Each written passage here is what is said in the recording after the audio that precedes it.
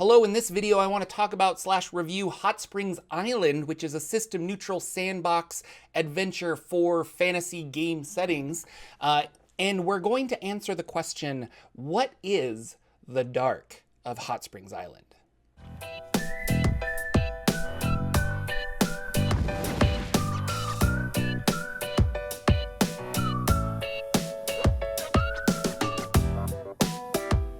Hello everybody, Jordan here. The PH is silent, and lately I've been doing some DM's Guild reviews on Forgotten Realms material that you can use in your Dungeons & Dragons 5e game, and I only review things that I really liked or I considered useful for your game, for a Forgotten Realms game. So I wanted to emphasize that I only really review things that I like. And today is something that I really enjoy. We're going to talk about a system neutral, so this is not Forgotten Realms, but a system neutral RPG adventure supplement thing called The Dark of Hot Springs Island. Now, what is The Dark of Hot Springs Island? This little book was made, this book was made by Swordfish Islands company. You can go to swordfishislands.com and they have more information about this and other RPG supplements they've made. What's cool about it too is that it is system neutral. And when I say that, it comes with monsters and adventures and scenarios and all this other stuff, but there are no stats. So I see a monster in this book and I know that it is an ogre, but it doesn't give me the stats for the ogre.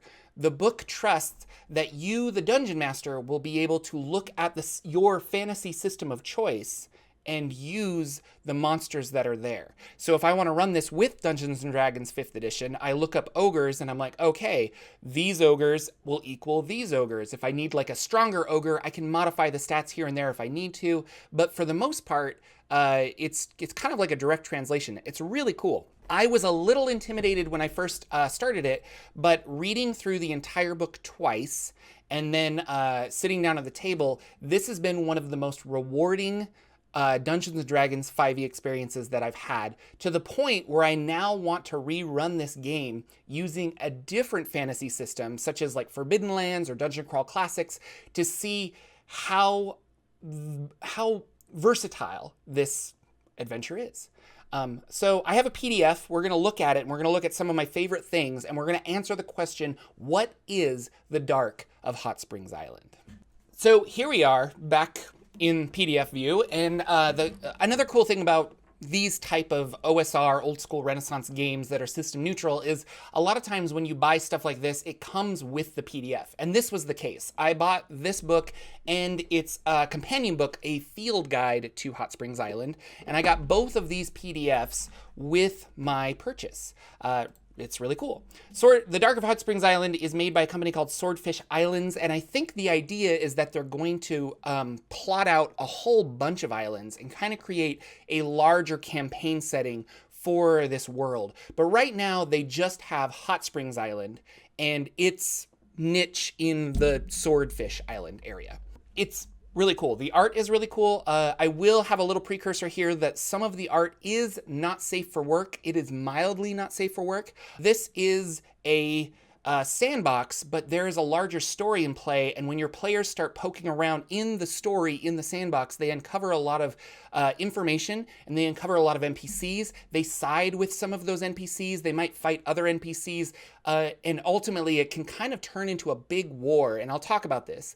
I've ran this adventure. I ran it for 9 to 10 months, levels 2 to 10 in Dungeons & Dragons 5th edition, and we had so much fun. And by the end of it, I was able to sit down with zero prep, roll randomly to see what monsters we're doing, what we're encountering, what NPCs are happening, and then play the game. And it was zero stress on me, and I loved it. So this really made me fall in love with improv DMing, and it also made me fall in love with the sandbox experience, where your players really direct the story more than the dungeon master. And I know that sounds weird, but it strangely works because your players are going to try and connect threads. And if they connect a thread that you weren't really thinking of, well, they just made the story there. And you take that and you go forward. So let's talk about some of the interesting aspects of this book. So the introduction here says a sandbox of black powder, and they're trying to get across the point that this is just a big open world sandbox, and by I mean open world, it is confined to the island. There's not information past the island really, but on this island there is a powder keg of potential. And your players are the spark that sets everything in motion. So there are alliances, there are factions, there are monsters, there are NPCs, there are ancient relics, there are dead races, there are why just questions galore, and your players can discover this, and as they discover it, they make choices, and those choices define the story. So it's really cool. I like this. It is a hex crawl, and we're going to talk about that. I have here a map. So this is a map of Hot Springs Island, and this is a really updated map with some cool artwork and kind of cartoony artwork, which is fun for me. But this map is, it also gives away a little bit too much, so I don't know if I would necessarily show this to your players. There are less conspicuous maps, so they don't know, like, oh, if I go over here, there's monsters, or there's a temple down here, or what is the giant alligator in the corner?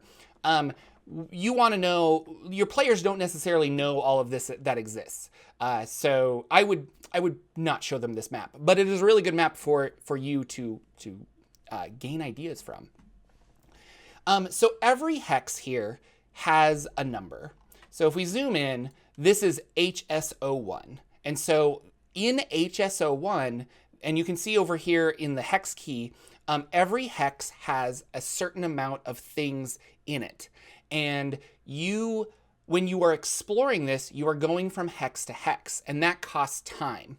And time is divided into a system called watches. So every 4 hours is a watch. So you will say in a 24-hour period, or in some cases a 16-hour period, you are going to use your 4 hours to go to a different hex, or you're going to use your 4 hours to explore the hex you're on. And so every hex here has 3 things associated with it, and then also within those 3 things, there is known as the dark. So we're going to answer the question, what is the dark of Hot Springs Island? The dark is the hidden stuff beneath Hot Springs. And I don't mean beneath like underground, but just like further digging into an area, you uncover its secrets. It's the dark of Hot Springs Island. For example, we're going to go to HSO2. Now, this is a really cool picture. I know that this is the bone tree, and there's a bird, and there's some things here. So there's stuff going on, crystals next to a beach over here. So there's stuff going on in HSO2. If I go over here to the hex key and I click HSO2, and I zoom out because goodness. So here's HSO2. We have 3 things. We have the bone tree, the crystal spike circle, and the bone pile. So let's look at the bone tree. Typically, your players will come to a new hex and they will uncover 01, then they will uncover 02, then they will uncover 03. In that order. That is a loose rule and used to help you as a dungeon master, but there are situations where they land and you're like you're reading 01 and you're just like, that's a little too tough for my level 2 players at the moment. I'm gonna skip over to 03 because it's a little easier. You just mark off which one you're on and then make sure that you remember. So the bone tree, a large dead tree, stands on a small hillock with a clear view of the sea. Its branches, trunk, and much of the surrounding grove are covered in thick loops of blind fire vine. Large white bones are scattered throughout the coiled vines. So this is what the players come upon as they reach 01. If they want to spend another watch to explore, then they explore the dark. And so that is approaching the tree, that's investigating the tree, that's doing all the cool, interesting things. If the tree is approached by an intelligent creature, the vines begin to move and lift the bones, forming the perfect skeleton of an ogre. The vines are possessed by an extra-dimensional creature that delights in witty conversation, riddles, and the acquisition of esoteric and forbidden knowledge. The true motivations of this creature are unknown, but it attempts to send adventurers on quests to fetch impossible and mundane objects like the bottled laugh of a newborn siren or a spool of red cotton thread, and so forth. It uses a small cache of gold, gems, and magical trinkets buried at the base of it for payment. So now my players are like, you improv this entire scene, but you have enough. Like, you have the foundation to do a whole funny thing. They could spend another watch to go to the bone pile. They could spend another watch to investigate that. All of a sudden, your day is over. They need to rest. Do we roll random encounters, etc.? So it's really cool. And there are 25 hexes. And also within those hexes, there are some certain hexes have events tied to them. For example, I want to find a good one. I think it's the Lapras Observatory. So let's go back to our map. So there's HS15. Now HS15 is home to the Lapras Observatory. So if I click over here, I could go to HS15. I can see that HS1502 is the Lapras Observatory. There's some information here on it, but a full map and details are on page 82. If I click this, it will take me to the Lapras Observatory.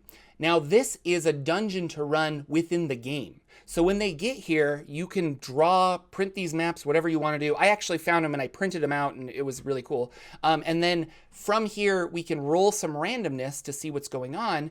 But there's also just the Lapras ground floor, the second floor. Like, there's a whole dungeon here for them to explore. It's really cool stuff.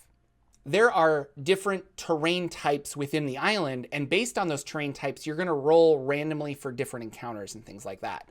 So your players move a hex at a time to kind of explore 3 items in each hex and 3 dark things to discover within that. So there's really there's a lot of places to go, and then there's random stuff, and there is the dungeons that are scattered about as well. This is a 1-line hex key, so if you just need to casually glance at something to know that that HS601 is Plaza of the 4 Aspects, you can remember that, etc. It's really cool. Now we have kind of the bread and butter of this, I feel, is encounter tables. Step 1, where are the PCs? We're going to roll 3d6, and we're going to say, are they in a light jungle, a heavy jungle, mountainous, volcano, volcanic ruins, or village? Based on where they are, we're going to say they are in heavy jungle. I'm going to roll 3d6. I roll a 10. That means that they have an encounter with a beast. Where do I do next? I go to step 2, which is beast, and I roll 3d6. And they are in a heavy jungle, and I rolled a 15, and they're going to fight a Veerdrak. What is a Veerdrak? Well, a Veerdrak is going to be back down here in the monster area. So a Veerdrak is going to be back here in the monster area, and we have, there are 2 Veerdrak. We have maggots, and we have a matron, Videric. I'm saying it wrong. Videric matrons are gigantic 50-fight insectoid queens. Each queen holds a territory of about 5 hexes and is permanently fused in a high, secure place near its center. Queens take in blood and use it to feed and birth their young. We don't have stats for this monster, but I'll tell you in a little bit. There was a 5th edition conversion that somebody took this supplement and made 5th edition monsters for that I used when I ran it. So it's not as difficult as you think, but the idea is that you take, I understand what this monster does. I'm going to find a 5th edition equivalent and paste those stats over the top. I was talking about this earlier. Time is divided into watches. A watch is an abstraction of time for 4 hours. This is really cool. They recommend using poker chips. So a red poker chip is 6 to 10 a.m. and a white, and then that's 10 to 6. Another red one is 6 to 10 and 2 blacks for nighttime. So I would take these poker chips and say, oh, it's morning, and I would put down all 6, and I would ask the players, what do you want to do? And they're like, well, we want to explore this area. I then take the red chip off and put it behind my DM screen. They can visibly see how long the day is, and their decisions to do something has consequences, as in they're wasting time exploring when they could be going over here if they're under a time crunch for any kind of reason. A really fun mechanic. I really liked the poker chip mechanic a lot, and something I want to use just in general. But for this hex crawl, it works so well because you know that a watch is going to take you from one hex to another. You know that a watch is going to get you looking around and like discovering the dark of Hot Springs Island. There is a mechanic of getting lost. I was not able to use this because when I ran this, we had a ranger in our party. Ranger picked the island jungle as his favorite terrain. I think we reflavored a forest.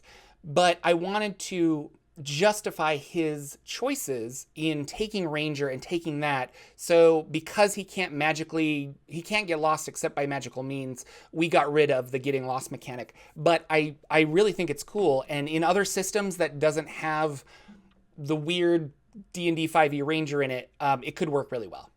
I mentioned this earlier, but a field guide to Hot Springs Island, and I have the PDF here. This is a really cool book because it's an in-world book that you can give to your players. So while your players are exploring Hot Springs Island, they might come across a dead body that has this journal. They might find this journal on a monster. They might find it somewhere. And it says here, here's Hot Springs Island. If found, return to B. French, the author of the field guide, the fictional author of this book. And he's going through and he is documenting this place. So when they find this, they might be like, oh, HS11, Trail of Black Glass. I haven't been to HS11, but this guy has. That's kind of interesting. Now, I went ahead and printed this off because I had the PDF. I gave both this and the map to my players so they could kind of understand where they were. And then it's really fun for them to fill out this, this sheet. And they can get a sense of accomplishment of where they have and have not been. It's kind of interesting. It's really fun. So being an in-world book, it has information on herbals, the ancient elves, the monsters here, elementals, the night axe ogres, and things like that. So we had a lot of fun of like, you encounter these weird monsters. Do I recognize them? You do. You flip through your book and oh my gosh, what is it? It's a crystal frog. Well, what does a crystal frog do? They read this, they understand useful parts of the frog, things like that. There is, if your game has like skinning and survival checks, you can get special items from these creatures to then sell or trade with the inhabitants of the island. Not necessarily just crystal frogs, but all things like that.